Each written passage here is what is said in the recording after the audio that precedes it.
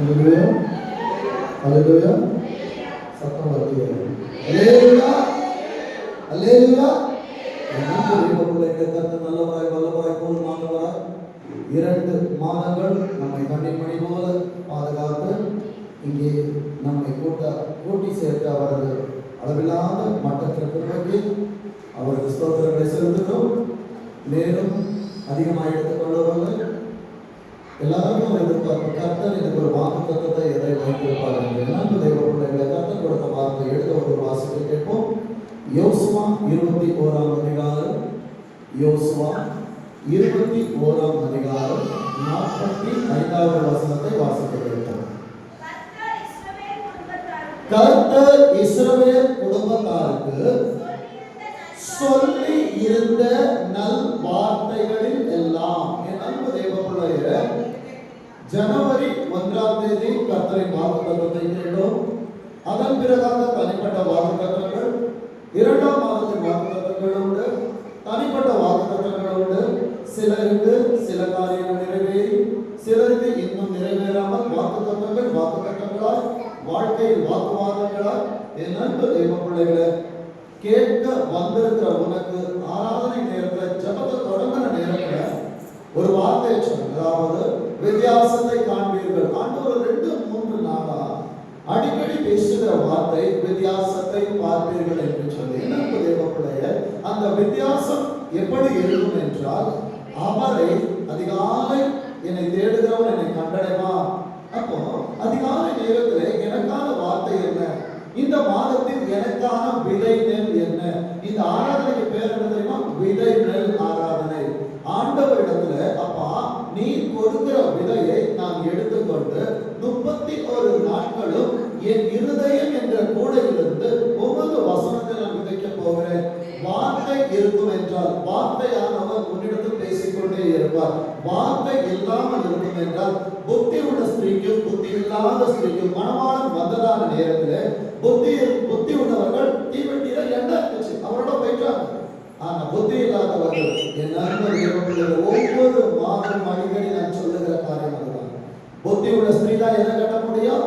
நீதிமொழிகள் 14:1 சொல்லுவதன்படியாய் புத்தி உள்ள ஸ்திரீ தன் வீட்டை கட்டுகிறார். புத்தி இல்லாத ஸ்திரீயோ தன் கையால் அதை இடித்து போடுகிறாள். நான் கட்டுகிற மனவாட்டியா இருக்க வேண்டுமே ஒழிய, என் அன்பு தேவ பிள்ளைகளை, இன்றைக்கு நான் செய்தி கொடுக்கிற என்னதான் உங்களுக்கு தெரியும். ஆனால் என் குடும்பத்தில் இன்றைக்கு ஒரு இழப்பு, மனைவியோட வீட்டு சைடு ஒரு இழப்பு. நாங்கள் ஊருக்கு போகிறோம். ஆண்டவரே, அங்கே நான் போவேன் என்றால் இங்கே வார்த்தை கொடுப்பது யார்? ஆண்டவரே, நீங்க வார்த்தையை சொல்லிட்டீங்க, போன வாரமே இதுதான் வார்த்தைன்னு பேசிட்டீங்க. அதை காட்டிலும் இதை மேன்மையாய் நினைத்தபடியால் எனக்கான வித்தியாசத்தை பார்க்க உங்களுக்கு முன்பாய் ஆசீர்வாதங்கள் கர்த்தர் கொண்டு வந்திருக்கிறார். அங்கே வேதம் சொல்லுகிற வார்த்தையை பாருங்க. நல் வார்த்தைகளில் எல்லாம் ஒரு வார்த்தையும் தவறி போகவில்லை. எல்லாரும் சேர்த்து சொல்லுங்க, எல்லாம் நிறைவேறிற்று. இன்றைக்கு என் அன்பு தேவனுடைய அழைக்கப்பட்ட ஜனம் அநேகமாக இருந்தாலும் அழைப்பு அநேகருக்கு வந்தது. மெசேஜ் எடுத்து பார்த்தா போன்ல கொண்டு சொன்னது எல்லாருக்கும் அழைப்பு இருந்தது. ஆனால் தெய்வத்தின் திட்டம் இல்லாமல் என் வாழ்க்கையில் ஒரு காரியம் நிறைவேற வேண்டும் என்றால் தவறாது அது நிறைவேறுவது. தவறாத வார்த்தை கொடுப்பவர் என் வாழ்க்கையில் எல்லாவற்றையும் தவறாமல் நிறைவேற பண்ணுவார். விசுவாசிக்கிறீங்களா? நிறைய பேருக்கு இப்பவே பாதி தூக்கத்தில் இருக்கு. ஆண்டவர் சொன்னாதேதான், 1 மணி நேரமாவது விழித்திருக்க கூடாதா? என் அன்பு தேவ பிள்ளையே, இன்றைக்கு இந்த 3ஆம் மாதத்தின் வார்த்தைகளை டைரி எடுத்துட்டு வந்திருக்கீங்கன்னா, மோசேயை போல மலையின் சீனாய் மலையின் அனுபவத்திற்கு ஏறி வந்திருக்கிற பிள்ளைகளின் கரங்களிலே டைரி எதற்கு அடையாளம்னா பலகைக்கு அடையாளம். என் அன்பு தேவ பிள்ளையே, இங்கே வேதத்தின் வார்த்தைகளை கேட்கிறது போலதான் இருக்கும். ஒருவன் விதையை விதைக்க புறப்பட்டான். சில விதைகள் எங்க விழுந்தது? வழியருகே. சில விதை எங்க விழுந்தது? கற்பாறையில். சில விதை எங்க விழுந்தது? முள்ளுல. சில விதை நல்ல நிலத்தில் விழுந்தது. இன்றைக்கு பெற்றோரா இருப்பீர்கள் என்றால் ஸ்கூலுக்கு போகும்போது class work note, home work note, guide எல்லாம் கொடுக்குறோம். ஆனா சர்ச்சுக்கு வரும்போது பைபிள் இல்ல, டைரி இல்ல, பேனா இல்ல. ஆனா எப்படிங்க வார்த்தை நிறைவேறும்? பிராக்டிகலுக்கு வரும்பா, ஸ்கூலுக்கு ஒழுங்கா போயிடு, இல்லைன்னா பிராக்டிகல் மார்க் போட மாட்டாங்க. பரலோகத்துல ஆவியானவரோட ஒவ்வொரு நாளும் பிராக்டிகல் மார்க் போட்டுட்டு இருக்காங்க. அதுக்கு என்ன சொல்லுவேன்? என் அன்பு தெய்வ பிள்ளைகளே, எல்லாம் இன்னும் என் வாழ்க்கையில் நிறைவேறாமல் இருக்கிறது என்றால் என் பிள்ளையை நடத்த வேண்டிய வழியில் நான் நடத்தாமல் இருக்கிறேன். என் அன்பு தெய்வ பிள்ளைகளே, இன்னும் செய்திக்குள்ள போல ஆண்டவர் வருகிற நேரத்தில், ஆராதனை நேரத்தில் வேதத்தை திரும்ப வைத்தார். அங்கே இருந்து சில காரியங்களை கொடுத்தார். நான் கொடுத்த வார்த்தை கொஞ்சம் வெயிட் பண்ணு, அதுக்கு முன்னால நான் கொடுக்க வேண்டிய வார்த்தைகள் பிள்ளைகளிடத்தில் இருக்கிறது, எடுத்து வைத்துக் கொள்ளுங்கள். ஓசியா, அதுக்கு முன்னால ஒரு வார்த்தையை கேட்கிறேன், சர்ச்சை பிள்ளைகளுக்கான வார்த்தை. இன்றைக்கு சபையுடைய காலையில் போட்ட வசனத்தை யாராவது சொல்ல முடியுமா?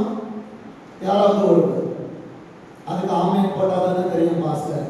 வரும் பாப்பேன், எல்லாத்தையும் நான் ஸ்வைப் பண்ற மாதிரி நான் ஸ்வைப் பண்ணிட்டு போயிடுவேன். ஆண்டவர் நான் வைப் பண்ணிட்டு போயிடுவார்.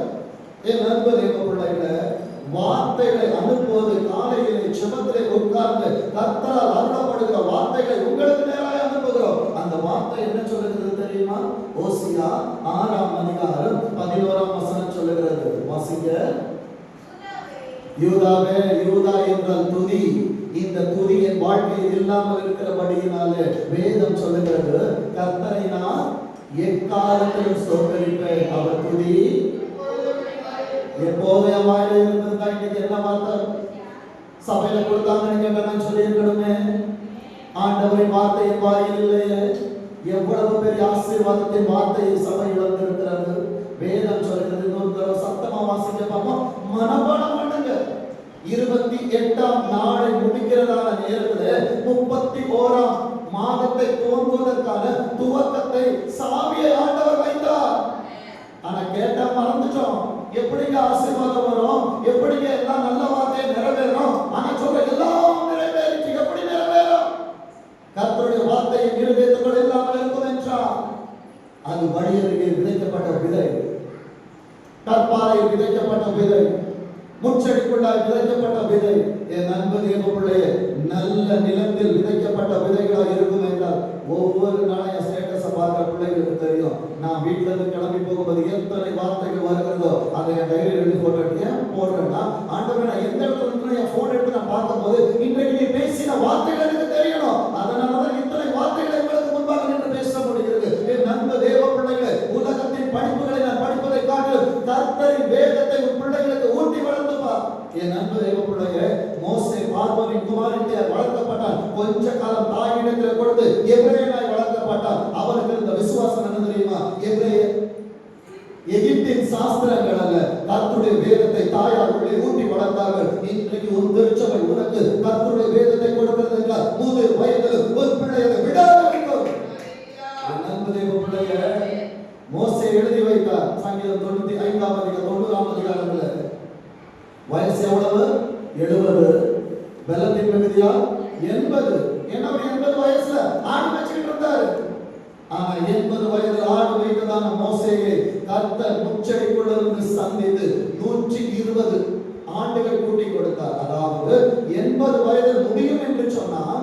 ஆனால் ஆண்டவர் இன்னும் 40 ஆண்டு. ஏன் என்றால் 40 ஆண்டுகள் அவன் பார்வோனின் குமாரனாய் வளர்க்கப்பட்டான். 40 ஆண்டுகள் சாஸ்திரங்களை மறக்க ஆண்டவர் அவனை எகிப்திற்கு கொண்டு போனார். கொண்டு போனவர் எனக்காக இழந்த காலங்களை உன்னிடத்தில் கொடுக்க வேண்டும் என்று 40 ஆண்டுகள் ஆசீர்வாதத்தை கொடுத்தார். என் அன்பு தேவ பிள்ளையே, வந்திருக்கிறதான 2 மாதங்கள் நீ கர்த்தருக்காய் ஒன்றை கொடுத்திருப்பாய் என்றால் 3ஆம் மாதம் உனக்கு ஆசீர்வாதம். விசுவாசிக்கிறீர்களா? என் அன்பு தேவ பிள்ளைகளே, தகர்க்கப்பட்ட பலிபீடத்தை செப்பனிடுங்க. தகர்க்கப்பட்ட பலிபீடங்கள் என்றால் நிறைய பலிபீடம் இருக்கு. எங்கெல்லாம் பலி செலுத்துறாங்களோ எல்லாம் பலிபீடம் தான். ஆனால் தெய்வத்தின் பெயரை சொல்லி நான் செபிக்காத இடம் பலிபீடம் அல்ல. என் பிள்ளையை நான் பலிபீடத்தில் படுக்க வைக்காமல் தெய்வத்தின் சத்தத்தை என்னால் கேட்க வைக்க முடியாது. என் அன்பு தேவ பிள்ளையே, ஆபிரகாம் ஈசாக்கை கொண்டு வந்து பலிபீடத்தில் படுக்க வைத்து கர்த்தரின் வார்த்தைகளை அவன் கேட்க வைத்தபடியினாலே பஞ்ச காலத்தில் ஈசாக்கின் வாழ்விலே கர்த்தர் 100 மடங்கு ஆசீர்வாதத்தை கொடுத்தார். இன்றைக்கு உன் பிள்ளைக்கு எத்தனை காரியங்களை சேர்த்து வைத்தாலும் அவனால் காரியங்களை செய்ய முடியவில்லை என்றால் அவரிடத்தில் தேவ ஞானம் இல்லாமல் இருப்பதற்கு பெற்றோரை நீதான் காரணம். என் அன்பு தேவ பிள்ளைகளே, வேதம் சொல்லுகிறது எல்லா வார்த்தைகளும் நிறைவேற வேண்டும் என்றார். கடந்த வாரம் ஒரு பிரேயர் மீட்டிங்ல பேசும்போது ஆண்டவர் ஒரு வியாக்கியானத்தை கொடுத்தார். ஆபிரகாம் சோதோமின் ராஜா எல்லாவற்றையும் கையில கொடுத்த நேரத்துல இப்படி கையை நீட்டு, இப்படி கையை தூக்கிட்டு நின்னா. ஆனா இன்றைக்கு சபைய உலகத்துக்கு முன்பாக நாம் இப்படி கையை நீட்டி நிற்கிறோம். என் அன்பு தேவ பிள்ளையே, இப்படி நீட்டி நிற்க போறீங்களா இல்லை இப்படி நீட்டி நிற்க போறீங்களா? கேள்வி உங்களுக்கானது. நான் தெய்வத்திற்கு முன்பாக 2 கரங்களை உயர்த்தி நிற்பேன் என்றால் உலகத்திற்கு முன்பாக என்னை ஆண்டவர் கையெழுந்த விட மாட்டார். என் அன்பு தேவ பிள்ளையே, வந்திருக்கிற உனக்கு நான் தீர்க்க தரிசனமாய் சொல்லுகிறேன். ஆண்டவரிடத்தில் கரத்தை உயர்த்தி செபிக்க வந்தாய் அல்லவா? இந்த 3ஆம் மாதத்துல உன்னை அவர் கையேந்த விடாத ஆசீர்வாதத்தை தருவார். இந்த கையேந்துகிற அனுபவத்தை கையை தூக்கி வைக்கிறது இன்னொரு அனுபவம் என்ன தெரியுமா? மலைக்கு மோசே ஏறி போகிற நேரத்துல கையை தூக்கி நில்லுன்னு சொல்லிட்டார். அமலேக்கை விட வேண்டும் என்றார், உன் கடன்பாரம் விட வேண்டும் என்றார், உன் வியாதி நீங்க வேண்டும் என்றார், உன் பிள்ளைகள் நல்லவர்களாய் வளர வேண்டும் என்றார், உன் தொழில் விருத்தியாக வேண்டும் என்றார், உன் கையின் பிரயாசங்கள் ஆசீர்வதிக்கப்பட வேண்டும் என்றார். கையை தூக்கி நில்லுப்பா. கையை தூக்கி நின்னா அர்த்தம் என்ன தெரியுமா? எனக்கு முன்னால யாரும் கண்ணை வச்சு நிற்கிறாங்க, ஆன்சர் அவ்வளவுதான், என் வாழ்க்கை முடிஞ்சு போச்சு. ஆனா அப்பா பிள்ளைக்கு முன்னால நின்று சொல்லுவாரு, நீ என்கிட்ட பேசுறதுக்கு ரொம்ப பிடிச்சிருக்கு, கையை தூக்கிட்டு இல்லை. ஆண்டவரை கையெல்லாம் ரொம்ப வலிக்குது ஆண்டவர். உனக்கு பிள்ளைகளை கொடுத்திருக்கிறல்ல, ஏன் பிள்ளைகளை கொடுத்தேன்? உன் கூட படுக்க வச்சு தூங்க வைக்கவா? உன் கை சோர்ந்து போகிற நேரத்தில் ஊரு மாறும் உன் பிள்ளைகள் கருத்தை வாங்குவதற்காக, உன் ஊழியத்தை கட்டுவதற்காக, உன் தொழிலை செய்வதற்காக, உன் எதிர்காலத்தை ஆசீர்வாதத்திற்காக, என் நண்பு தேவ பிள்ளையை கருத்தற்காய் வளர்த்து அவர் உனக்கு சம்பளம் தருவார். அந்த மோசே என்ன பண்ணான்னு தெரியுமா? தேவ சமூகத்துல போல தூக்கிட்டு மேல போனாரு. மேல போய் கையை தூக்கிட்டு நின்னாரு. கையெல்லாம் வலிச்சது. ஆனா பார்வோனின் சேனை பின்னால் வருகிறதான நேரத்துல ஆண்டவர் சொன்னார், கையில இருக்கிற கோல சமுத்திரத்துக்கு நேரா நீட்டு. சமுத்திரத்துக்கு நேரா நீட்டுறது ஈஸியா, சமுத்திரத்தை 2ஆ பிளக்கிறது ஈஸியா? நீட்டுறது ஈஸி. ஆண்டவரை உங்களை நம்பி கையை நீட்டிக்க. என் அன்பு தேவ பிள்ளையே, 2ஆம் மாதத்திலே உங்களை நம்பி வந்திருக்கிறேன் என்று எத்தனை பிள்ளைகள் சொல்ல போறீங்க? என்னால் ஒண்ணுலப்பா, உங்களை நம்பி நான் வந்திருக்கிறேன். எத்தனை பேர் சொல்ல போறீங்க? வலது கரத்தை உயர்த்தி காண்பீங்க ஏசப்பாட்ட, நான் உங்களை மாத்திரம் தான் நம்பி வந்திருக்கிறேன், வேற யாரையும் நம்பவில்லை. ஆண்டவரால் அனுப்பப்படுகிற காற்று உனக்காய் வருகிற நேரத்தில் உனக்கு முன்பா இருக்கிறதான யோர்தானை கர்த்தர் 2 புறமாய் பிரித்து போடுவார். விசுவாசிக்கிறீங்களா? என் அன்பு தேவ பிள்ளையே, 2 மாதங்கள் எந்த பிரச்சனைகளை பார்த்து பயந்தாயோ அந்த பிரச்சனைகளுக்குள்ளாய் கர்த்தர் உன்னை நடக்க பண்ணுவார். விசுவாசிக்கிறீங்களா? சட்டம் போதாதுங்க. உனக்கான வார்த்தை வந்த ஒன்னு அறியாம ஆமென் விண்ண பிளந்துட்டு இருக்கணும். என் அன்பு தேவ பிள்ளையே, மாறாவிற்கு 2 அர்த்தங்கள் உண்டு. நகோமி வருகிற நேரத்தில் தன் ஜனங்களை பார்த்து சொன்னார், சர்வ வல்லவர் எனக்கு கசப்பை கொடுத்திருக்க, நீங்கள் என்னை நகோமி என்று சொல்லுவானே. அது அவ தேடிட்ட மாறா, அவள் தேடிட்ட கசப்பு. ஆனால் இஸ்ரவேல் ஜனங்களுக்கு தேவன் ஒரு கசப்பை கொடுத்தார். அவர்கள் பிரயாணத்துல சிவந்த சமுத்திரத்தை அவர்கள் கடந்து வருகிறதான நேரத்தில் மாறாவில் கொண்டு வந்து நிற்க வைத்தார். தண்ணியை பார்த்தோன்னா ஓடி போய் குடிக்கிறாங்க. அது கசக்குது. 2 மாதம் ஆண்டவரே, இன்னைக்கு இந்த ஆசீர்வாதம் வந்துடும், நாளைக்கு எனக்கு இந்த ஆசீர்வாதம் வந்துடும், நான் ஓடி போகிறேன். அது காணல் நீரா, எனக்கு கசப்பா இருக்குது ஆண்டவரே. உனக்கு தெரியாது, நீ வருவதற்கு முன்பாய் அநேக ஆண்டுகளுக்கு முன்பாய் அங்கே கர்த்தர் ஒரு மரத்தை வைத்திருந்தார். அந்த மரம் தான் சிலுவை மரம், என் ஆண்டவராகிய மரம். உன் வாழ்க்கைக்குள்ள வருகிற நேரத்தில் அதை இன்றைக்கு பலிபீடத்திலிருந்து உனக்குள்ள எடுத்து போடுகிற நேரத்தில் உள்ளே இருக்கிற கசப்புகளை அது மாற்றும். மாறாவிற்கு அடுத்த அனுபவம் என்ன தெரியுமா? ஏலி. சொல்லுங்க, 3ஆம் மாதத்தை கர்த்தர் எனக்கு ஏலிமாய் தருகிறார். என் அன்பு தேவ பிள்ளைகளே, ஏலியின் ஆசீர்வாதம் என்ன தெரியுமா? 70 பேரீச்சம் பழங்கள், 12 நீரூற்றுக்கள், 12 மாதங்கள், 70 பேரீச்ச மரங்கள், 7 நாட்கள், 10 விதமான ஆசீர்வாதங்கள் எனக்கு கர்த்தர் கொடுக்க போகிறார். இப்ப செய்திக்குள்ள வர இந்த மாதத்தின் செய்தியின் தலைப்பு என்ன தெரியுமா? No compromises, only promises. அன்பு தேவ பிள்ளைகளே, ஆண்டவர் திருப்தி படவும் விட மாட்டார், திருப்தி அடையவும் மாட்டார். நாம் கேட்டதை கூட கேளாததையும் தருவார். என் அன்பு தேவ பிள்ளையே, வாசிப்பதான வசனம் சொல்லுவதன்படியா எல்லாம் நிறைவேறிற்று. இப்போ ஏசாயா 55ஆம் அதிகாரம் 10ஆம் வசனம் 11ஆம் வசனம் நமக்கு சொல்லுகிறது, மாரியும் உறைந்த மழையும் வானத்திலிருந்து இறங்கி அவ்விடத்திற்கு திரும்பாது. ஏசப்பாவுக்கு ஒரு வாக்குத்தத்தம் தந்துட்டாங்கன்னா அவங்க திரும்பி கொண்டு போக மாட்டாங்க. என் அன்பு தேவ பிள்ளைய, கல்யாண வீட்டுக்கு போறோம், கிஃப்ட் எடுத்துட்டு போறோம், கிஃப்ட் கொண்டு போய் மணமகன் கையில கொடுத்துட்டு, ஆனா அவன்கிட்ட கொடுத்துட்டு போமா எடுத்துட்டு வருவோமா? உலகத்தில் இருக்கிற நாமே அதை திருப்பி கொண்டு வராத நேரத்தில் அண்ட சராசரங்களை படைத்து பிள்ளைகளுக்காக எல்லாம் படைத்து வைத்ததான என் அன்பு ஆண்டவர் ஒவ்வொரு நாளும் என்னை தேடி வருகை வந்து அவர் தருகிற வார்த்தைகளை அவர் எடுத்துக்கொண்டு வர நிச்சயம் எடுத்துக்கொள்ள மாட்டார். ஏன் அது வார்த்தைகளாக இருக்கிறது என்றால் நான் வார்த்தையானவரிடத்திலே அதற்கான வல்லமையை பார்க்கவில்லை.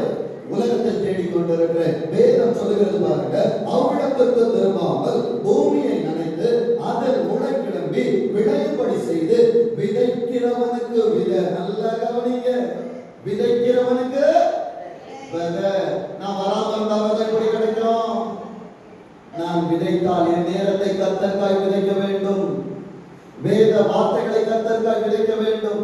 கர்த்தர் என்னை நம்பி கொடுத்த ஆசீர்வாதங்களை நான் ஊழியத்திற்காய் விதைக்க வேண்டும். வேதம் சொல்லுகிறது, விதைக்கிறவனுக்கு விதையையும் புசிக்கிறவனுக்கு ஆண்டவருடைய ஆகாரத்தை புசிக்கிறவனுக்கு தான் கர்த்தருடைய வார்த்தை கிடைக்கும். வார்த்தை எனக்கு வேண்டாம் என்றால் வார்த்தையானவர் உன்னிடத்தில் இருக்க மாட்டார். வார்த்தையானவர் உன்னிடத்தில் இல்லாமல் இருப்பார் என்றால் ஆவியானவர் உன்னிடத்தில் கிரியை நடப்பிக்க மாட்டார். ஆவியானவர் உன்னிடத்தில் கிரியை நடப்பிக்கவில்லை என்றால் பிதா உங்கள் பிரியமாக இருக்க மாட்டார். என் அன்பு தேவர்களே, இப்போ 55:11 வசனத்தை சத்தமா வாசிக்க பார்ப்போம். அப்படியே விதைக்கிறவனுக்கு விதையை தருவதற்கு என் ஆண்டவர் தோட்டக்கார எஜமான் வந்திருக்கிறார். நான் புசிக்க ஆயத்தமாக இருக்கிறேன் ஆண்டவரே. அப்படியே என் கர்த்தருடைய வாயிலிருந்து புறப்படும் வசனம். இன்றைக்கு வசனத்தை கேட்க அநேகருக்கு விசனமாய் இருக்கிறபடியினாலே விலாசங்கள் இல்லாமல் போய்விட்டார்கள். வசனங்களை கேட்க விசனங்கள் இருக்கக்கூடாது, உம்மை ஆராதிக்க முடியவில்லையே என்கிற விசனம் எனக்குள் இருக்கும் என்றால் வசனமாய் வருகிறவர் எனக்கான பெருக்கத்தை அவர் தருகிறவராய் இருக்கிறார். வேதம் சொல்லுகிறது பாருங்க, வாயிலிருந்து புறப்படும் வசனமும் இருக்கும். அது எப்படி வராது? எம்டியா என்கிட்ட வராது. சொல்லப்பட்ட வார்த்தைகள் எல்லாம் நிறைவேறும், ஒன்றும் தவறி போகாது. வேதம் சொல்லுகிறது, இன்றைக்கு கர்த்தரால் கொடுக்கப்படுகிற வார்த்தைகள் அவர் செய்ய விரும்புகிறதை செய்யாமல் பரலோகத்திற்கு போகாது. என்னை பரலோகம் கொண்டு போய் சேர்க்காது. அவர் விரும்பினதை என்னிடத்தில் செய்துதான் என்னை பரலோகம் கொண்டு போகும். வேதம் சொல்லுகிறது பாருங்க, அது வெறுமையா என்னிடத்திற்கு திரும்பாமல் நீ விரும்புகிறத செய்யாது. அருமையான தம்பி தங்கச்சி, உன் விருப்பம் நிறைவேறணும் வந்திருந்தீங்கன்னா சாரி டு சே, உன் விருப்பம் நிறைவேறாது. ஆண்டவர் பரமண்டல ஜெபத்தை எப்படி சொன்னாங்க? உங்க சித்தம் பரலோகத்தில் செய்யப்படுவது போல. அப்போ என் சித்தம் அல்ல. இதுவரைக்கும் என் சித்தத்தை கேட்டுட்டு இருந்த ஆண்டவரை அடிக்கடி ஒரு வார்த்தையை சொல்லுவேன். எத்தனை காரியத்தை நம்ம கேட்கிறோம்? ஒரு மனைவி, 2 பிள்ளை, அடுத்தது 3 பெட்ரூம் வீடு, 4 டயர் காரு, 5 லட்ச சம்பளம். என் விருப்பம் அல்ல, அவர் விருப்பம். என் அன்பு தேவ பிள்ளைய வேதம் சொல்லுகிறது, அது இந்த 3ஆம் மாதம் என் விருப்பம் அல்ல, என் திட்டம் அல்ல, என் காரியம் அல்ல, என் ஆண்டவரின் திட்டம் என் வாழ்க்கையில் நிறைவேறும் என்று சொல்லுகிற தேவஜனம் ஆமென் என்று சொல்லலாம். வேதம் சொல்லுகிறது, அது நான் விரும்புகிறதை செய்து நான் அதை அனுப்பின காரியமாகும்படி வாய்க்கும். இன்றைக்கு வந்திருக்கிறதான வார்த்தைகளை என் அருமை பிள்ளைகளே, உங்களை ஆண்டவர் அவர் சித்தத்தின்படியாய் உள்ளே அனுப்பி இருக்கிறபடியாய் உள்ளே அனுப்பி இந்த 2ஆம் மாதம் முடியும் பொழுது அவர் உன்னை உள்ளே வைத்து கதவை பூட்டுவார். எத்தனை பேர் விசுவாசிக்கிறீங்க? பாஸ்டர் கெஞ்சி ஆண்டவரே என் பிள்ளையை ஆசீர்வதியினாலும் மனம் இறங்க வேண்டியவர் பரலோகத்தில் இருக்கிறார். 3ஆம் மாதத்துல ஏசா வேட்டைக்கு போய் எல்லாம் கொண்டு வந்தான். ஆனா அதுக்கு முன்னால ஒருத்தன் வந்து எல்லாத்தையும் வாங்கிட்டு போயிட்டான். அது போலதான் வந்திருக்கிற யாக்கோபுகளே, கர்த்தர் உங்களை ஆசீர்வதிக்க போகிறார். இதன் பிறகு ஏசா வந்து கண்ணீர் வடிச்சாலும் சரி, 4ஆவது மாசம் சீக்கிரம் வந்து உனக்கானதை கொண்டு வரும். என் நண்பு தேவ பிள்ளை வைராக்கியமாய் சொல்லுகிறேன், வருகிறவர்களை கர்த்தர் ஆசீர்வதிப்பார், வராதவர்களை ஆசீர்வதிப்பார். எத்தனை பேர் சொல்றது புரியுது? இந்த மாசம் எத்தனை பேர் ஆசீர்வதிக்கப்பட போறீங்க? என் அன்பு தேவ பிள்ளைய இப்போ வாசிங்க, யோசுவா 21ஆம் அதிகாரம், யோசுவா 21ஆம் அதிகாரம் 43வது வசனத்தை வாசிக்க கேட்போம். இந்த பிரகாரமாக கர்த்தர் இஸ்ரவேலுக்கு கொடுப்பேன் என்று அவர்களுடைய பிதாக்களுக்கு ஆணையிட்ட இன்னைக்கு பெற்றோரே என் வார்த்தைகளை கேட்கிறதானே என் அன்பு பிள்ளைகளே, இன்றைக்கு கர்த்தர் உன்னை உட்கார வைத்து வாக்குத்தத்தங்கள் கொடுக்கிறார் என்றார். வார்த்தையை கொடுக்கிற நான் மரித்து போன விசுவாசிக்கிறீங்களா? எலியா பரலோகத்துக்கு போயிட்டாரு, சுழற்காட்டுல ஏறி. அவரால் சொல்லப்பட்ட வார்த்தை எலிசாவை கொண்டு யெகூவை கொண்டு நிறைவேறினது. இசபேல் விழுந்து சாவான்னு சொன்னாரு, அதே போல் ஆண்டவர் நிறைவேற்றி காட்டினார். என் அன்பு தேவ பிள்ளைகளே, ஆபிரகாம், ஈசாக்கு, யாக்கோபுக்கு கானான் தேசத்தை உன் சந்ததிக்கு கொடுப்பேன் என்று சொன்னவர் யோசுவாவின் காலத்தில் அதை அவன் கரத்தில் கொடுத்தார். இன்றைக்கு யோசுவாவே உன் பிள்ளைகளுக்காக யுத்தம் செய், யோசுவாவே உன் பிள்ளைகளுக்காக கர்த்தருடைய சத்தத்தை கேள், யோசுவாவை உட்கார்ந்து சுத்தம் செய்ய உன்னை அனுமதிப்பாய் என்றார். உன் தலைமுறையை கர்த்தர் உன்னை கொண்டு சுத்தம் செய்வார். சத்தம் கேட்கிற அனுபவம் உனக்கு இருக்க வேண்டும். வேதம் சொல்லுகிறது பாருங்க, அவர்களுடைய பிதாக்களுக்கு ஆணையிட்ட தேசத்தை எல்லாம் கொடுத்தார். அவர்கள் இப்ப சொல்லுங்க, நானும் கர்த்தர் கொடுக்கிற தேசத்தை சுதந்தரிப்பேன். அப்பா, நான் வீட்டு வாடகை கூட எனக்கு கொடுக்க ரொம்ப கஷ்டமா இருக்கு, லீஸ்ல இருக்கிறப்பா வீட்டு ஏன் நான் குடும்பத்தை அதிகம் பேசுகிறேன் என்றால், குடும்பம் ஆசீர்வதிக்கப்பட்டால்தான் சபை ஆசீர்வதிக்கப்பட முடியும். குடும்பத்தை விசாரித்தால்தான் சபையை விசாரிக்க முடியும். ஆண்டவரை பார்த்து நான் சொல்ல வேண்டிய காரியம் என்ன தெரியுமா? என்னை பலப்படுத்துகிற கிறிஸ்துவினால அவர்களை விசாரிக்கிறவராய் இருக்கிறபடியால்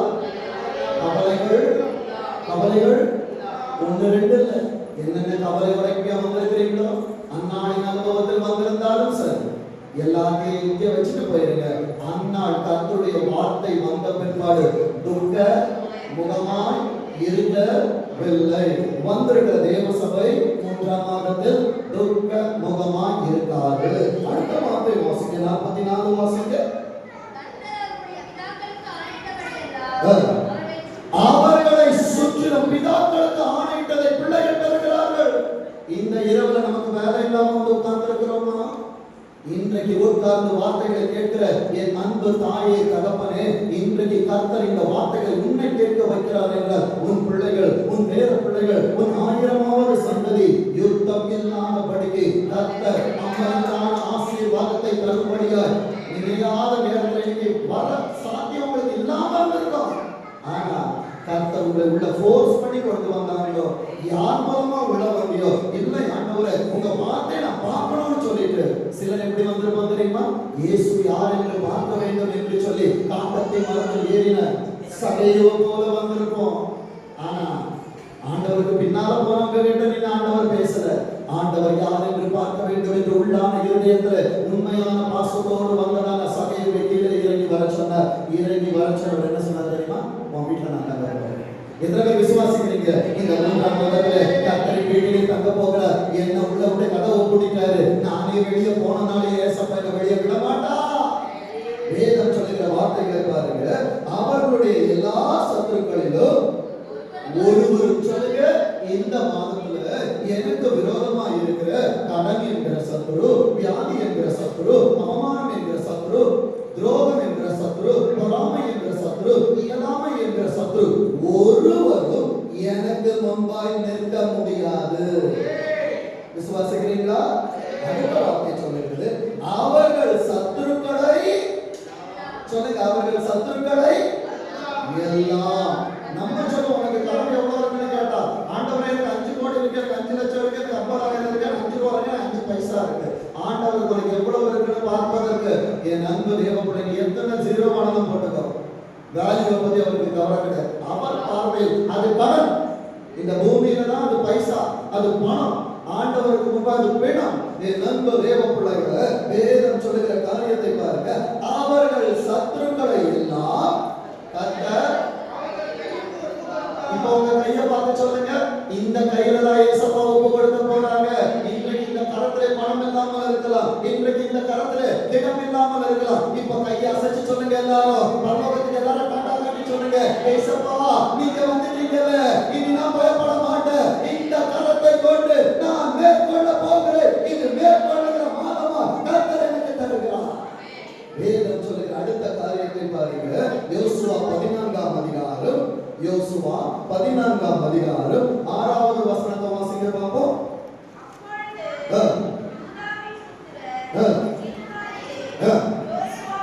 என் அன்பு தேவ பிள்ளையே, இன்றைக்கு யோசுவாவினிடத்தில் வந்த தேவ பிள்ளைகளை போல ஆண்டவரிடத்தில் கூடி வந்திருக்கிற என் அன்பு பிள்ளையே, உங்களுக்கு ஒரு தேவை இருக்கிறது, உங்களுக்கு ஒரு எதிர்பார்ப்பு இருக்கிறது, உங்களுக்கு ஒரு நன்மை வேண்டும் என்று தேவ சமூகத்திற்கு வந்திருக்கிறீங்க. வேதம் சொல்லுகிறது, கேனாசியனான எப்புனேயின் குமாரனாகிய காலேப் அவனை நோக்கி, காதேஸ் பர்னேயாவில் கர்த்தர் என்னை குறித்தும் உம்மை குறித்தும் தேவனுடைய மனுஷனாகிய மோசேயுடைய சொன்ன வார்த்தையை, இன்னைக்கு மோசே இருக்கிறாரா? மோசேயை சபார வைத்தார். என் அன்பு தேவ பிள்ளையே, சபையை நமக்கெல்லாம் கொடுத்ததான ஊழியக்காரன் ஆண்டவரிடத்தில் இருந்தாலும் அவர்கள் கொடுத்த வார்த்தை இருக்கிறபடியினாலே அவர்கள் சந்ததிகள் நின்று பேசிக் கொண்டிருக்கிறது. வேதம் சொல்லுகிற வார்த்தையை பாருங்க, வார்த்தையை நீர் அறிவே, சொன்னவர் போயிடுவாரு, ஆனால் என் ஆண்டவர் நேற்றும் இன்றும் நாளையும் அவர் மாறவே மாட்டாரு. என் அன்பு தேவ பிள்ளையே, 10வது வசனத்தை வாசிங்க.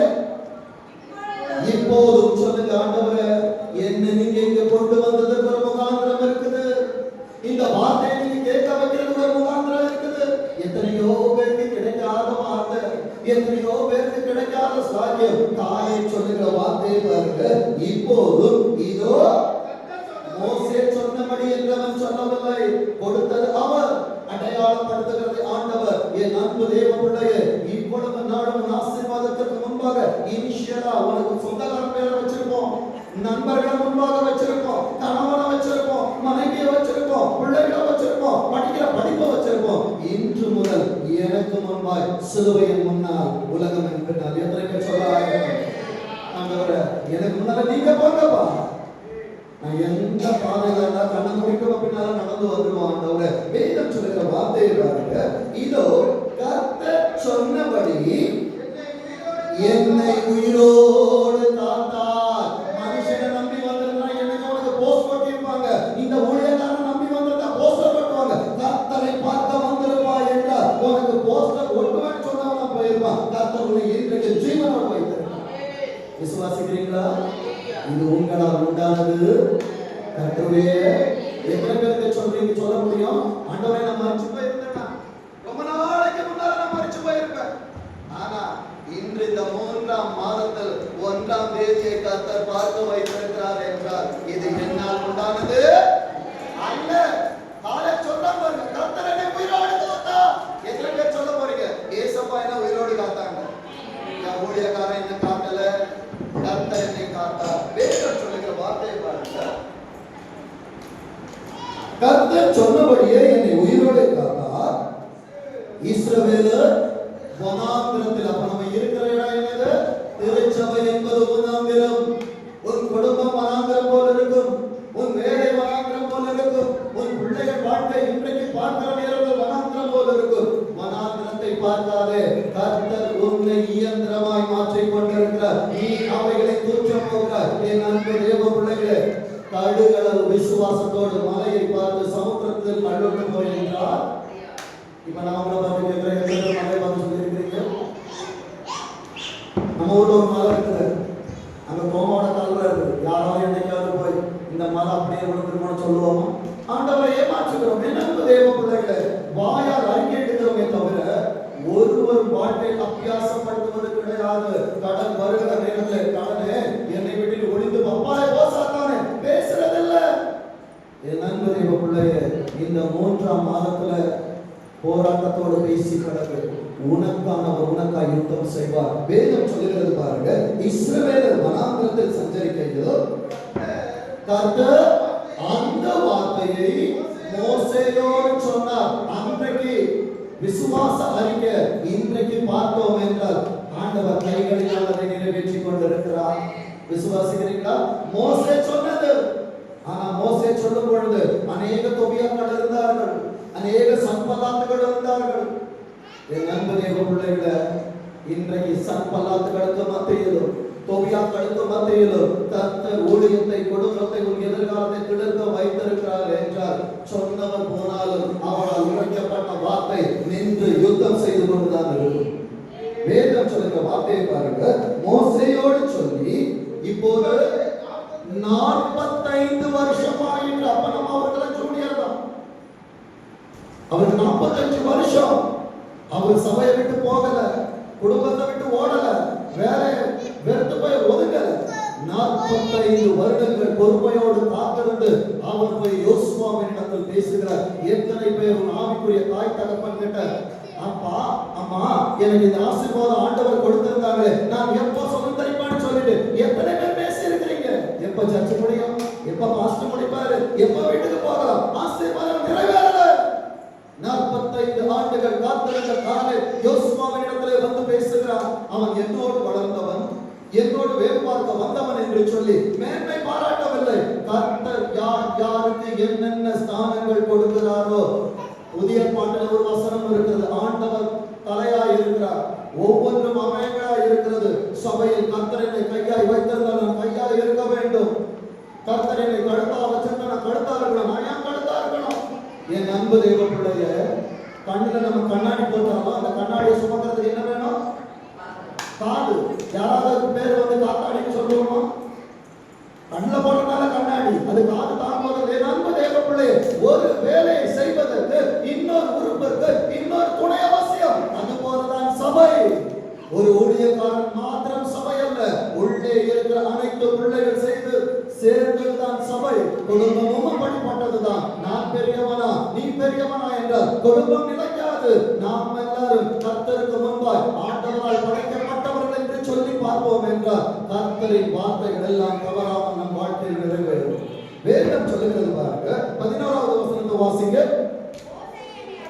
மோசே என்னை அனுப்புகிற நாளில், என் அன்பு தேவ பிள்ளையே, வார்த்தையோடு நீ நடப்பாய் என்றார், வார்த்தையால் அவரோடு நீ இருப்பாய் என்றார். இன்றைக்கு உனக்கு என்ன பலன் இருக்கோ உன் பேர பிள்ளைகள் வரும் பொழுதும் இந்த பலன் பார்க்க விசுவாசிக்கிறீங்களா? வேதம் சொல்லுது, மோசே என்னை அனுப்புகிற நாளில் எனக்கு இருந்த பலன் இந்நாள் வரைக்கும் எனக்கு இருக்கிறது. எப்போ 85 வயது வரைக்கும் காலையில் என்ன பண்ணலாம் தெரியுமா? யுத்தத்திற்கு போக்கும் வரத்துமா இருந்தான். ஆனா சபைக்கு வந்து 1 வருஷம் 2 வருஷம் ஆன உடனே வேலை கிடைச்சிருக்கு, நல்ல சம்பளம் கிடைச்ச உடனே சர்ச்சை மறக்கிறோம், யுத்தம் செய்ய மறக்கிறோம், ஃபாஸ்டிங் பிரேயர் மறக்கிறோம், யுத்தத்தை மறக்கிறோம், ஆண்கள் ஜெபத்தை மறக்கிறோம், யுத்தத்தை மறக்கிறோம், பெண்கள் கொடுமையை மறக்கிறோம், யுத்தத்தை மறக்கிறோம். என் அன்பு தேவ பிள்ளையே, கொடுக்கப்பட்ட பொறுப்பிலே 45 ஆண்டுகள் உண்மையா இருந்தால், கொஞ்சத்துல நம்மளால உண்மையா இருக்க முடியல, கொடுத்ததில் எல்லாம் உண்மையா இருந்தபடியினாலே அவன் போய் தைரியமாய் பேசுகிறான். என் அன்பு தேவ பிள்ளையே, உனக்கு கொடுக்கப்பட்ட இந்த வாழ்க்கையில ஆண்டவருக்காய் உண்மையா இருப்பாய் என்றால் நீ கேட்டல்ல, நீ கேட்காமலே பரலோகத்தை ஏற்றுக்கொள்ளுகிறதா இருக்கிறது. வேதம் சொல்லுகிற வார்த்தையை பாருங்க, யுத்தத்திற்கு போக்கும் வருத்தமா இருக்கிறது. அப்போது எனக்கு இருந்த பலன் இப்போது எனக்கு இருக்கிறது. 25ல இருக்கிற பலன் எனக்கு 45ல இருக்கும், 45ல இருக்கிற பலன் எனக்கு 60ல இருக்கும், 60 வயதுல இருக்கிற பலன் எனக்கு 80 வயதுல இருக்கும். ஆண்டவர் எனக்கு இந்த உலகத்துல எத்தனை ஆண்டுகளை கொடுத்தாலும் கர்த்தர் என்னை பலத்தோடு வைத்திருப்பார். வேதம் சொல்லுகிறது, 12வது வசனத்தை வாசிங்க. அவன் கேட்டது என்ன தெரியுமாப்பா? இவ்வளவு நாள் வந்துட்ட, எல்லாம் நல்ல ஆசீர்வாதமா இருக்கிற, லோத்த போல சோபருக்கு போற வழி நல்ல ஆசீர்வாதமா இருக்குது. இன்னைக்கு சர்ச்சுக்கு வந்து கொஞ்ச நாள்ல என்ன ஆகணும் தெரியுமா? பாஸ்டர் அவர் இப்படி இருக்கிறாரு, நான் அவரை தூக்கி மேல வச்சிருக்கேன். இல்ல, கர்த்தர் உனக்கு கொடுக்கிற ஸ்தானங்கள் வருகிற வரைக்கும் நீ பொறுமையோடு காத்திருக்கணும். யோசுவா ஆசாரிய கூடாரத்தை விட்டு நீங்காமல் இருந்தான். மோசேயை பார்த்து ஆண்டவர் சொன்னார், உன் கனத்தில் அவனுக்கு கொஞ்சம் கொடு. கர்த்தர் அவனுக்கு பயன்படுத்தினார். ஊழியக்காரனிடத்தில் கர்த்தர் உன்னை குறித்து பேசுகிற வரைக்கும், உன் குடும்பத்தில் உன்னை குறித்து பேசுகிற வரைக்கும், வேதம் 1 பேதுருவை சொல்லுகிறது வழியா ஏற்ற காலங்கள் வருகிற வரைக்கும் கர்த்தருடைய பலத்த கரத்துல எப்படி இருக்கணும்? சத்தமா அடங்கி இருக்கிறவருக்கு கர்த்தர் உயர்வுகளை காண்பிப்பார். வேதம் சொல்லுகிற வார்த்தையை பாருங்க, இந்த மலைநாட்டை எனக்கு தாரும், அங்கே ஏனாக்கேரும் அரணிப்பான பெரிய பட்டணங்கள் உண்டென்று நீ அந்நாளில் கேள்விப்பட்டு, எது முடியாதோ அதை கேட்கிற அனுபவம், எதை சாதிக்க முடியாதோ அதை கேட்கிற அனுபவம் காலைப்படுத்த இருந்தது. வேதம் சொல்லுகிறது, கர்த்தர் என்னோடு இருப்பாரானால் கர்த்தர் சொன்னபடி அவர்களை துரத்தி விடுவேன்.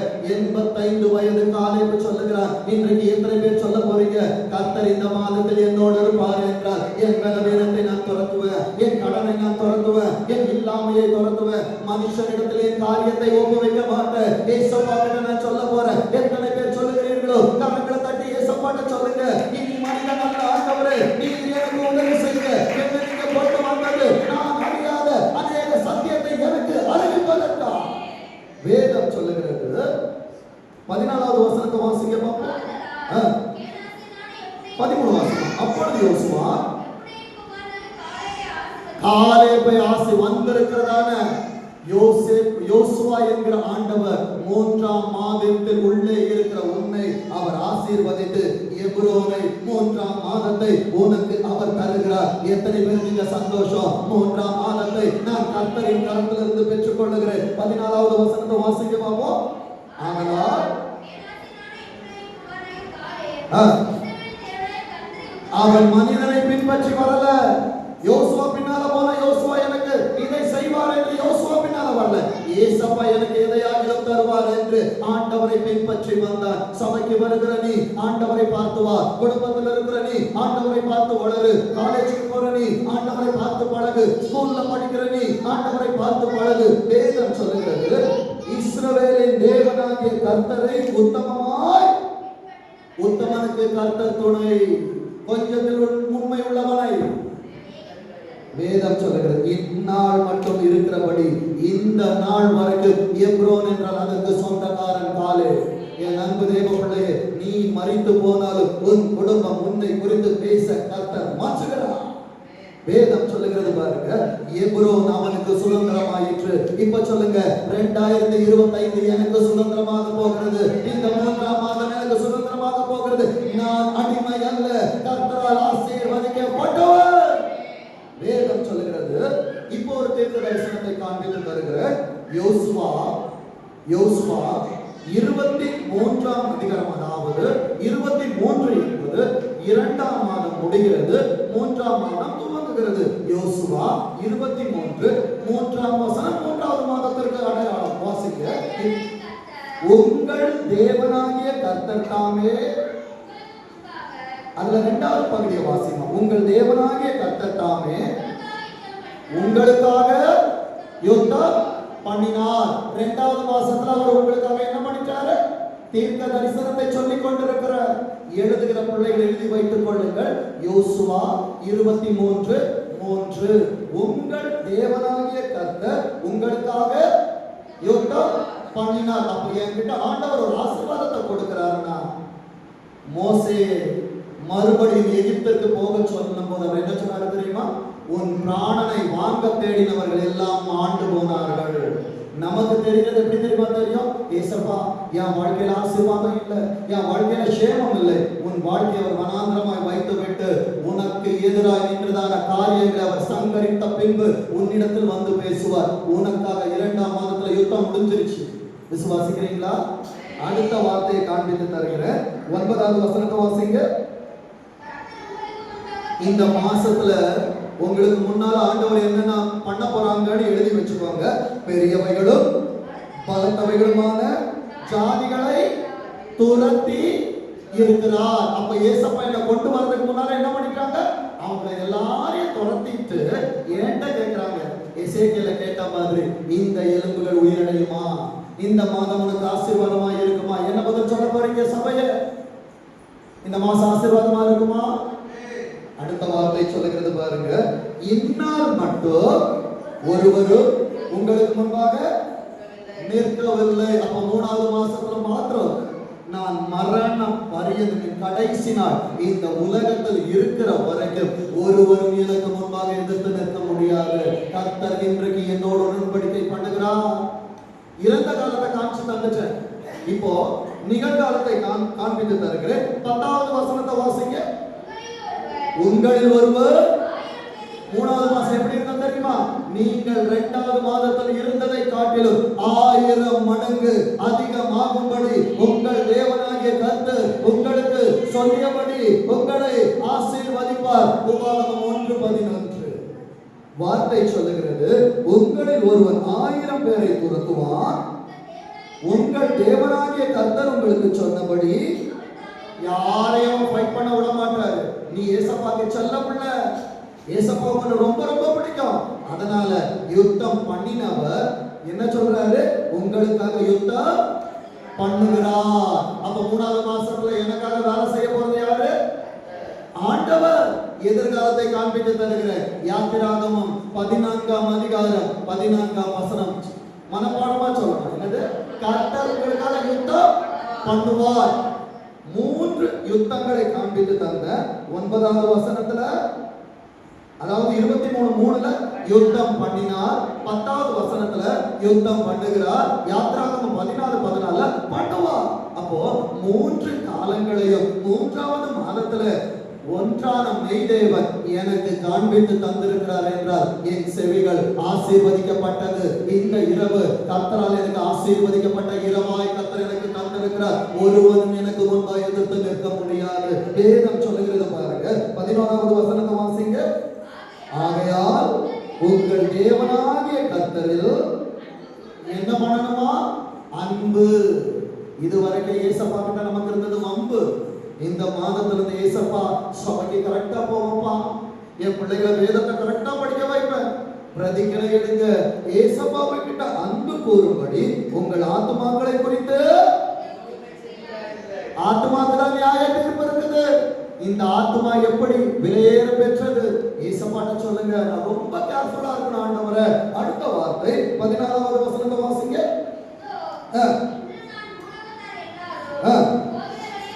ஒரு நாள் நானும் போவேன். நான் போகிற நேரத்தில் என் ஊழியம் எப்படி இருக்க வேண்டும் என்றால், ஏலியாவின் தேவன் எங்கே, ஜின்சன் எங்கன்னு யாரும் கேட்கக்கூடாது, ஜின்சனின் தேவன் எங்கே என்று கேட்கிற ஒரு கூட்டச்சானத்தை நான் சபைக்குள்ளாய் உலகத்திற்குள்ளாய் ஆயத்தப்படுத்துகிறவனாய் இருக்க வேண்டும். உன் குடும்பம் உன் பெயரை சொல்லி கேட்கக்கூடாது, உன் பெயரை சொல்லி ஆண்டவர் எங்கே என்று கேட்கிறவர்களாய் இருக்க வேண்டும். வேதம் சொல்லுகிறது பாருங்க, உங்கள் தேவனாகிய கர்த்தர் உங்களுக்காக, எவ்வளவு அழகா ஏசப்பா சொல்றாங்க பாருங்க, உங்களுக்காக சொன்ன என்ன வார்த்தைங்க? நல்ல வார்த்தைங்க.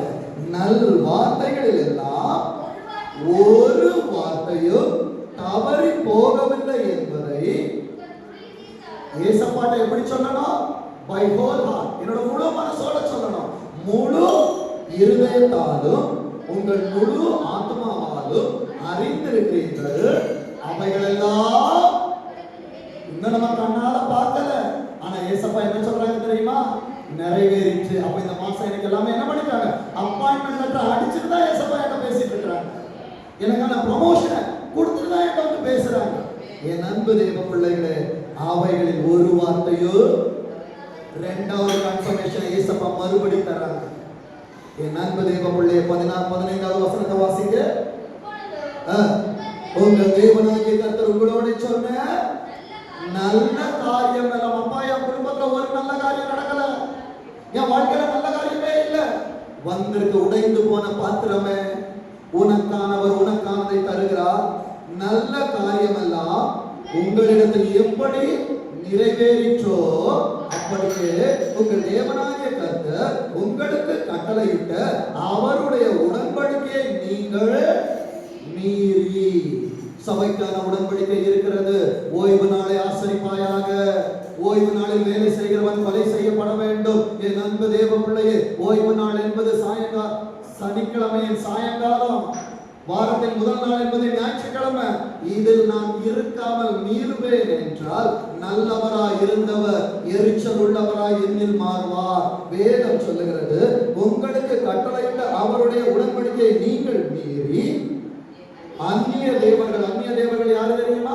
என் சொந்தக்கார வீடு, என்னுடைய வேலை, தேவன் இருக்க வேண்டிய இடத்தில் நான் என்னை எடுத்து வைத்தாலும் அது விக்கிரகம் தான். வேதம் சொல்லுகிறது, என்னுடைய மகிமையை நான் வேறு ஒருவனுக்கோ கொடே. அப்போ ஞாயிற்றுக்கிழமையில் அவருடைய பிரசன்னத்தில் இருக்க வேண்டிய நான் உலகத்தின் பிரசன்னத்தில் இருப்பேன் என்றால் அது அந்நிய தெய்வமாக மாறுகிறது. வேதம் சொல்லுகிறது, அந்நிய தேவர்களை சேவித்து அவைகளை பணிந்து கொள்ளும் காலத்தில். இவ்வளவு நாள் நீ நல்லா இருந்த, நல்லா பாடுன, இன்னைக்கு சபையில பாட்டு பாட சொன்னா வெக்கம் வந்துருச்சு. இன்னைக்கு சபையில ஒரு பொறுப்பை கொடுத்தா நான் செய்ய மாட்டேன், என் அன்பு தேவ பிள்ளைய, நீ மீறுவாய் என்றால் அவர் உனக்கு சொன்ன வாக்கு தத்தங்களை குறித்து அவர் மனம் மாறுவார். வேதம் சொல்லுகிறது 16வது வசனத்தை வாசிங்க. உங்கள் தேவனாகிய கர்த்தர் உங்களுக்கு கொடுத்த இந்த நல்ல தேசம் உன்னுடைய சபை, இந்த நல்ல தேசம் உன் குடும்பம், இந்த நல்ல தேசம் உன்னுடைய வேலை, இந்த நல்ல தேசம் உன் எதிர்காலம் என்கிற பிள்ளைகள் உன்னை நம்பி தந்திருக்காங்க. ஆனா ஏசப்பா சொன்ன வார்த்தையை நீ மீறி போவாய் என்றால் வேதம் சொல்லுகிறது இந்த நல்ல தேசத்திலிருந்து உங்களை நிர்மூலமாக்கும் மட்டும் கர்த்தர் உங்கள் மேல் சகல தீமையான காரியங்களை வர பண்ணுவார். பண்ணுகிறேன் என்று சொல்ல பண்ணுவார். நீ செய்யறனா இதை செய்வேன். எச்சரிக்கை.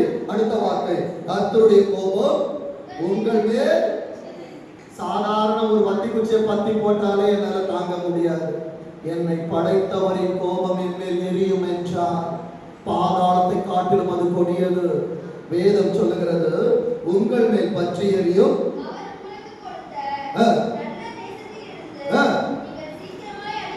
நம்ம நினைக்கிறோம் நான் தான் சபை, நான் தான் குடும்பம், நான் தான் வேலை, நான் இல்லைன்னா ஒண்ணும் செய்ய முடியாது. என் அன்பு தேவ பிள்ளைய, கர்த்தர் இல்லை என்றால் உன்னால் இயங்கவே முடியாது.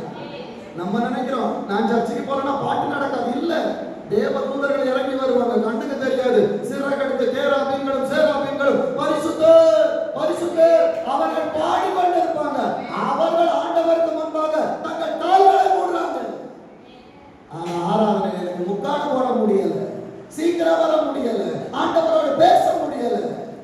நான் கர்த்தரின் கற்பனைகளை மீறுகிறேன். 3ஆம் மாதத்திலிருந்து என் அன்பு தேவ பிள்ளையே, ஆண்டவரோடு உடன்படிக்கை பண்ணு, நான் கர்த்தருக்கு உண்மையா இருப்பேன் என்று வேதம் சொல்லுகிறது. பாருங்க, யோசுவா 24:15 வாசிங்க. யோசுவா 24:15. கர்த்தரை சேவிக்கிறது உங்கள் பார்வைக்கு ஆகாததாய் கண்டால், அதுக்கு ஆண்டவர் டர்ம்ஸ் அண்ட் கண்டிஷன்ஸ் கொடுத்துட்டாங்க.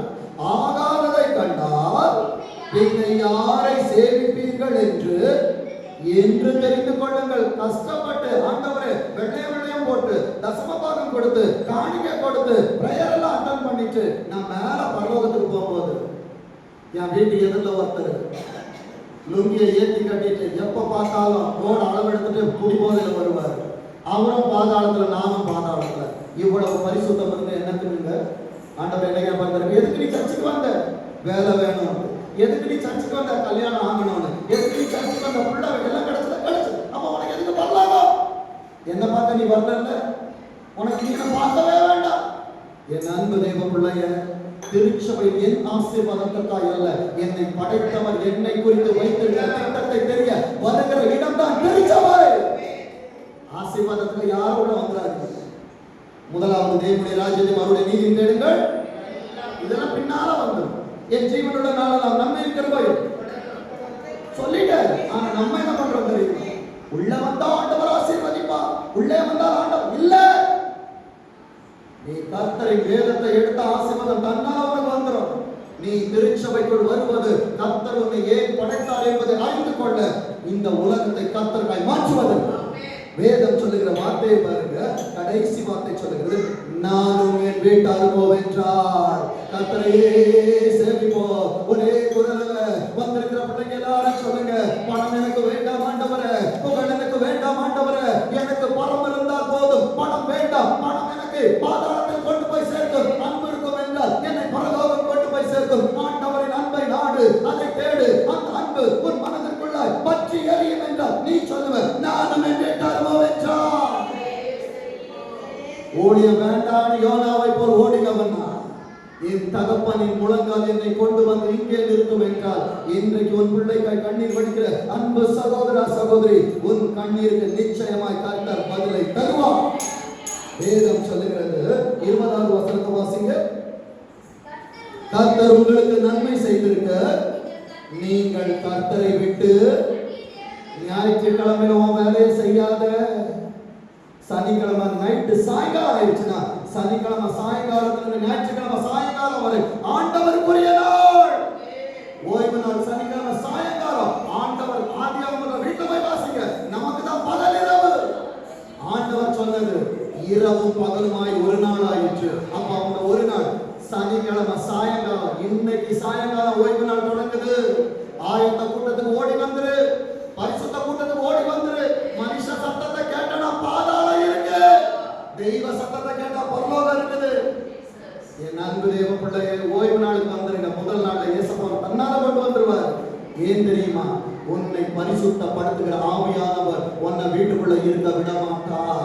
உனக்குள்ளாய் அவர் போன்ற சத்தம், நீ வலதுபுறம் போகணும்னு நினைச்சாலும் இடதுபுறம் போகணும்னு நினைச்சாலும் இதிலே நடவுங்கள் என்கிற சத்தமும் காதலை கேட்கும். அது கேட்கலன்னா நீ பாவத்துல பழகிட்டேன்னு அர்த்தம். பாவத்தை ஃபர்ஸ்ட் வாட்டி பண்ணும்போது பயம் இருக்கும்.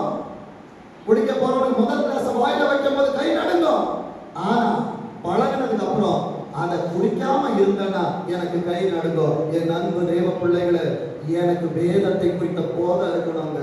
பைபிளை படிக்கலன்னா எனக்கு உடலெல்லாம் நடுங்கணும். அதுதாங்க உண்மையான பரிசுத்தம். என் வயசாகும் போது, என் உடம்பு தள்ளாடும் போது அந்த தள்ளாட்டம் இப்படி இருக்கக்கூடாது. ஏசப்பா, எனக்கு கண்ணு தெரியாம இருந்தா பைபிள் படிக்க முடியாது, எனக்கு பலம் இல்லாம இருந்தா என் பிள்ளைகளுக்காக ஓட முடியாது, ஆண்டவரே நான் வேதத்தை வாசிக்க முடியாது என்கிற நடுக்கம் எனக்கு இருக்கும் என்றார். என் அன்பு தேவ பிள்ளை, 120 வயது மோசேயின் கண்கள் இருள் அடையவில்லை, அவன் பலனோடு இருந்தார். இன்றைக்கு வந்திருக்கிற ஒவ்வொரு கர்த்தர் பலமாய் வைத்திருக்கிறார். என் அன்பு தேவ பிள்ளைய, வேதம் சொல்லுகிறது, ஆண்டவர் உனக்கு நன்மை செய்திருக்க நீங்கள் கர்த்தரை விட்டு அந்நிய தேவர்களை சேவித்தால், நமக்கு தான் இவ்வளவு நாள் நமக்கு தான் திரும்ப தெரியும்னு நினைச்சிருக்கோம்ல. நம்ம வீடு தான் திரும்புமா? நம்ம சேவை தான் திரும்புமா? சர்ச்சுக்கு வராம நான் தான் திரும்பி போவனா? ஆண்டவரும் திரும்புவார். என் வீட்டிற்கு வராமல், என் தொழிலுக்குள் வராமல், என் பிள்ளைகளை ஆசீர்வதிக்காமல் நீ வேதத்தை மறந்தால் கர்த்தரும் பிள்ளைகளை மறந்து விடுவார். வேதம் சொல்லுகிறது, அவர் திரும்பி நன்மை செய்தவர் தீமை செய்ய வைத்தது நான் தானே. வேதம் சொல்லுகிறது, அவர் திரும்பி உங்களுக்கு தீமை செய்து உங்களை நிர்மூலமாக்குவார். தவறாமல் நடக்க வேண்டும் என்றால், தவறாமல் கர்த்தருடைய பிரகாரத்திற்குள்ளாய் பிரசன்னத்திற்குள்ளாய் வருவாய் என்றால், கர்த்தர் கொடுக்கிற ஆசீர்வாதத்தை வார்த்தை எடுத்து வைத்துக் கொள்ளுங்கள். யோசுவா 24ஆம் அதிகாரம், யோசுவா 24ஆம் அதிகாரம் 21வது வசனத்தை வாசிங்க. ஜனங்கள் யோசுவாவை நோக்கி, இப்ப எத்தனை பேர் சொல்ல போறீங்க? ஏசப்பா, நீங்க நல்லவராகவே இருங்க, உங்களை நல்லவராக எனக்கு தெரியும், உங்களுடைய இன்னொரு முகம் எனக்கு வேண்டாம் ஆண்டவரே. அப்படி அல்ல, நாங்கள் கர்த்தரையே. எத்தனை பேர் சொல்ல போறீங்க? வலதுகை கருத்தை உயர்த்தி சத்தமா சொல்லுங்க, நாங்கள் கர்த்தரையே சேவிப்போம். இன்னொரு முறை கூட சொல்லுவோமா? நாங்கள் கர்த்தரையே சேவிப்போம். 25ஆம் ஆண்டிற்கு அடையாளமாய் 25வது வசனத்தை தீர்க்க தரிசனமாய் வந்திருக்கிற ஒவ்வொரு பிள்ளைகளுக்கும் தருகிற 25வது வசனத்தை வாசிங்க. அந்தபடி யோசுவா அந்நாளிலே சீகேமிலே ஜனங்களோட உடன்படிக்கை பண்ணி, இன்றைக்கு கர்த்தருடைய ஆவியானவர் என்னிடத்தில் பேசுகிறபடியாய் வந்திருக்கிற பிள்ளைகளோடு பரலோகத்தை உடன்படிக்கை பண்ண வச்சுட்டேன். எனக்கு இனி பயம் இல்லை. வேதம் சொல்லுகிறது, சீகேமிலே ஜனங்களோட உடன்படிக்கை பண்ணி அவர்களுக்கு அதை பிரமாணமும் நியாயமுமாக ஏற்படுத்தினார். இன்றைக்கு கலப்பையில கைய வச்சுட்டீங்க, திரும்பி பார்த்துடாதீங்க, உப்பு தூணாயிருவீங்க. என் அன்பு தேவ பிள்ளைகளை, இந்த 3ஆம் மாதத்திலிருந்து ஒரு உறுதிமொழி எடு. என்னை ஆண்டவர் திருச்சபை வைத்திருப்பது திருச்சபைக்கு ஆசீர்வாதமாக இருக்க, ஆசீர்வதிக்கப்பட என்னிலே ஆண்டவர் கனிகளை கொய்ய வந்தது. என்னிலே இருக்கிற ஆசீர்வாதங்களை உலகத்திற்கு கொடுக்க அல்ல, என் திருச்சபைக்கு கொடுக்க, என் குடும்பத்திற்கு கொடுக்க, என் பிள்ளைகளுக்கு கொடுக்க. என் அன்பு தேவ பிள்ளையே, உன் குடும்பத்து மேல உனக்கு கோபம் இருக்கும். நான் பக்கத்து வீட்டுல போய் வாங்குற சம்பளத்தை கொண்டு போய் கொடுப்பியா? நான் ஒரு கேள்வி கேட்கிறேன். சபை அதை விட தாழ்வான ஆயிடுச்சா? ஊழியக்காரனுக்கு எதையும் செய்யாது, சபைக்காய் எதையும் செய்யாது. உன்னை அழைத்தவருக்காய் உன் காரியங்களை செய்வாய் என்றால், அழைத்தவர் ஏற்ற நேரத்தில் உன் தலையை உயர்த்தி நிறுத்துவார். என் அன்பு தேவ பிள்ளையே, உன் பாத்திரத்தை காட்ட நிரம்பி வழியை செய்வார். கண்களை முடிச்சு வைப்போம். ஆண்டவரை சுமையை மக்கள் ஸ்தோத்திரிக்கிறோம்ப்பா. ஆசீர்வதிக்கப்பட்டதான் இந்த இரவு சாமத்துல கர்த்தர் பேச சொன்ன வார்த்தைகள் அநேகம். ஆனால் கர்த்தர் ஆண்டவரை இங்கே வேறு விதமாக என் பிள்ளைகளோட நல்வார்த்தைகளோடு எச்சரிப்பின் சத்தத்தை ஒலிக்க பண்ணுங்க. நாங்கள் அல்ல, இந்த முதல் வாரத்திலிருந்து எங்கள் தாளந்துகள், எங்கள் பிரயாசங்கள், எங்கள் உயர்வுகள் பவுல் சொன்னது போல அதை நாங்கள் குப்பையாக எண்ணி நாங்கள் ஒன்றும் அல்ல, கர்த்தரின் பிள்ளைகள் என்கிற விசுவாசத்தோடு நாங்கள் வாங்க. கர்த்தர் எங்களுக்கு அனுகிரகம் செய்ய வேண்டும். ஆய்ச்சது வழி நடத்துங்க. இயேசு கிறிஸ்துவின் மூலமாய் செபிக்கிறோம். எங்கள் செபங்களை செய்வோம். நல்ல பிதாவே. ஆமென். ஆமென். என் அன்பு